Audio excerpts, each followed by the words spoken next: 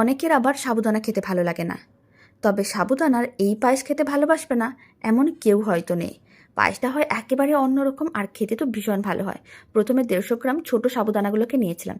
জল দিয়ে ভালো করে ধুয়ে নিতে হবে যাতে কোনো রকমের ময়লা না থাকে। জল দিয়ে ভালো করে ধুয়ে নেওয়ার পরে জলটা ফেলে দিয়েছিলাম। এবার সাবুদানাগুলোকে 30 মিনিট এইভাবে রেখে দিয়েছিলাম। 30 মিনিট পরে সাবুদানাগুলো বেশ নরম হয়ে যাবে। তারপরে কিন্তু ভালো করে মেখে এরকম একটা ডো বানাতে হবে। হাতে অল্প করে তেল বা ঘি ব্রাশ করে নিতে হবে, আর এরকমই ছোটো ছোটো বল বানিয়ে নিতে হবে। সমস্ত বলগুলো রেডি করা হয়ে গেছে। কড়াইয়ের মধ্যে নিয়েছি 700 ml দুধ, 50 গ্রাম গুঁড়ো দুধ দিয়ে খুব ভালো করে একসঙ্গে মিশিয়ে নিতে হবে। আর 100 গ্রামের মতন চিনি দিলাম। সমস্ত কিছু খুব ভালো করে মিশিয়ে নিতে হবে। চিনিগুলো মেল্ট হওয়ার জন্য অপেক্ষা করতে হবে। 3-4টে এলাচও দিয়ে দিতে হবে, এতে স্বাদ ও গন্ধ দুটোই খুবই ভালো আসবে।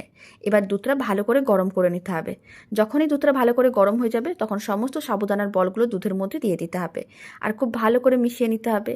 আর এইভাবে 5 মিনিট পরে দেখতে পাবেন সাবুদানার বলগুলো বেশ ফুলে উঠেছে। তারপর আরও 10-15 মিনিটের মতন রান্না করে নিলেই সাবুদানার পায়েস একেবারেই রেডি। অল্প একটু পেস্তার গুঁড়ো ছড়িয়ে দিলাম।